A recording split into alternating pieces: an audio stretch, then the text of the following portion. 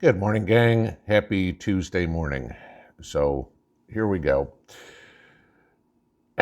I'll start out with this one and then kind of get into it. If any of you guys saw the call overnight, apparently Kerry Lake lost the Arizona gubernatorial election.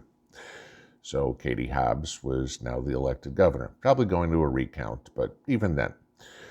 Then the other side is you get to, I guess the GOP has 217 seats in Congress right now, and so they're about to take the majority. Okay. Honestly, as much as I do care about it, I don't. Okay. Because it's not going to make a difference into my actions. It's going to make a difference in my life. There's no question. Okay. But if there was a huge red wave or something like that, it didn't mean, oh, cool, you know what? I'm not going to garden anymore. Or, gee, you know what? I'm not going to worry about filling my pond. Or I'm not going to worry about working on my security. No. Because as much as politics is important, it's not the only thing. And there are a ton of events that have nothing to do with politics, okay? That are completely out of our control, okay? And the world is seeing that. Americans are seeing that. That, you know what? No matter how much this goes on in Washington, it doesn't change the fact that my company is laying off people, or that China and Taiwan are on the brink of war. Russia and Ukraine are in war. It doesn't matter what our politicians say or do or whatever. There's circumstances that are beyond our control. I was reading something last night. A lot of times we talk about mags and stuff like that. Very important topic about how many people are prepping. And everybody's like, oh, it's so hard to find preppers and everything. It is, no doubt. But again, you want to think about why. Do you have a sign in front of your yard that says, I'm a prepper? Of course not. Do you walk into the grocery store and tell everybody, hey, yeah, I'm buying all these green beans because I'm a prepper? No. Everybody else is the same. Obviously, there's no hardcore figures, but there's been some studies done, and I ran across one yesterday that was quite interesting. About 10 years ago, the estimate of preppers in the United States was 2 to 3% of the American households were prepared for something. Recently, that number has now gone up to 10% of American households. Okay? So, look down the street, drive wherever. One in 10 of those households is prepared for something. Okay? I'll give you this. Today's November 15th. Does anybody know what happens today? Today is the day that it is predicted that the population of the world goes over 8 billion people for the first time ever. Okay? Something's going to give. There's only so much resources. I mean, what is the one reason that we all bitch about the economy in the United States? It's like, there's only so much housing. There's only so much water. There's only so much food. And the more and more illegals that come across the border, that just dwindles the share of each person for housing, for food, for electricity, for water, for whatever it would be. And therefore, that drives up the prices. Okay, there's less houses available, so therefore, it's more at a premium, costs more money. That's a problem. Okay, and again, not talking about Washington, but Washington can't figure that out. We elect lawyers, not economists, for some goofy reason, because lawyers are such quality people in our country. Good for anchors. That's about it. But so there was a little test, if you will, to this study, and 8 questions they asked people to determine if they were a prepper of some sort. Real simple ones. I have stockpiled food or water to survive a potential major disaster. Okay, each one of these, you get a point. Okay, or you rank between 1 and 5 where you are. I have stockpiled weapons to survive a potential major disaster. I've stockpiled equipment and materials. I regularly think through in my mind ways to survive a potential major disaster. I have thought who would be in my survivor group. I know where I could get more supplies to survive a major disaster. I have a plan I could put into operation to survive one. I have attended survival courses to help me get through one. Okay? Those are the 8 questions. A lot of people think something big is going to happen. I personally think that whatever happens is going to be completely out of our control. And, there was somebody in this article. Let me see if I can find it here real quick. Hang on, I want to look at there it is.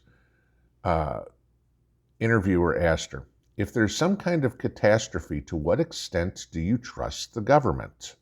This is just my point, and I kind of agree with her. Woman says, I'm not going to down the government. I mean, they do the best they can. Okay, we'll take that with a grain of salt. But pretty much the government's not going to take care of you, not because they may not want to, but because there's too much going on. That's common sense. That's true, okay? All these people that think the government's going to feed them or the government's going to protect them or whatever it is, it ain't happening, okay? Plain parents, it's the same thing as people go, I'm leaving it all to Jesus, okay? The government's not putting a bag of groceries on your front doorstep, and Jesus isn't putting a bag of groceries on your front doorstep. I hate to tell you that either way, and if people want to say, oh my God, fine, okay. I'm telling you my point. We have to help ourselves. We have to help each other. Nobody's coming to save us, and all the people freaking out over everything that happens in the world is not productive, okay? You need to concern yourself with being productive. What can I do to take care of me and mine? And whether that's your spouse, your kids, your parents, your neighbors, whatever would be. And I would advise planning for all of them, even if they are not preppers, because I guarantee you this, they're coming to your house. And chances are you're not turning away your kids. And you're going to be hard-pressed to turn away your neighbors or whatever, because there are things that they can bring. More working bodies, more people for security, whatever it would be. There was a term that I used when I was in recruiting, and I'd be talking to a potential client, and it would be, especially when you get talking into what they were paying their people. And you guys know as well as I do, companies want to pay notoriously as little as possible. Just makes sense, okay? People want to pay as much as possible, want to get paid as much as possible. So you have that hole in the middle. And I used to tell my clients all the time, or my potential clients, that they have a choice. They can either be a client or they can be a source, because it was pretty simple. I'll either help you find people for your company, if you're paying them appropriately, Or if you're lowballing your employees, you're going to be the place where I call your employees and say, hey, I got another job up the street doing the same thing, paying X amount of dollars more. Interested? It's the same thing with prepping and your neighbors and things like that. You can help them. They can be a client, if you will. If not, you're going to wind up a source, because if all your neighbors all of a sudden band together and go, hey, you know what? He doesn't want to help us. Let's just go take it. Just saying there, plan accordingly for what could potentially happen, because these are the things, irregardless of HARP or anything like that, okay? The government can't control things like the weather. The government can't control Antifa or the local Hells Angels group or whatever would be. Those are more likely the disasters that are going to affect you than what pronouns somebody decides to use, okay? I said before the elections, I'll say it again now, and you can kind of notice there's been no talk, not a lick out of Washington about gas prices, food prices, diesel, nothing in the last week. The election's over. They don't care. It's not important anymore, okay? Now they're back to their infighting on who's going to be in charge, and how can we better enrich ourselves, et cetera, et cetera. Now all of a sudden for the next 18 months, the people don't matter. You need to look at this on your own and go, what's important? Washington doesn't mean shit, okay? Like I said, they can talk all about abortion they want. Doesn't affect me. I'm not going to have kids. Mrs. P's not going to have an abortion. Okay? I'm going to be pro-life. That's great. All right? Not like we're going to get pregnant. Not like we're going to worry about it. Okay? So it's a moot point to me. Do I disagree with the pro-choice people? Absolutely. Okay? Does it affect me? No. Okay? Don't worry about stuff you can't control, okay? Again, we'll go back to serenity prayer type stuff. Focus on what you can do. When things get worse next year, which inevitably they are going to, okay? I don't care what they say. They don't have inflation under control. It's not transitory. I mean, it's transitory. Eventually it'll stop, okay? If you want to say transitory, it could be 5 years, 10 years, 15 years, whatever it would be. But what are you doing to protect your assets? What are you doing to feed yourself? What are you doing to stay warm or stay cool or whatever it would be? What are you doing to survive? Because as important as elections are for the big picture, you can't worry about the big picture unless you worry about the little one.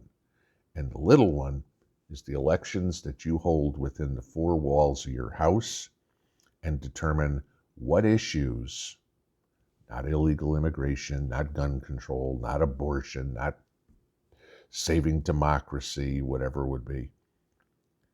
What are the issues that are important in your teeny tiny little country that is the four walls of your house? Think about that. Pinball out.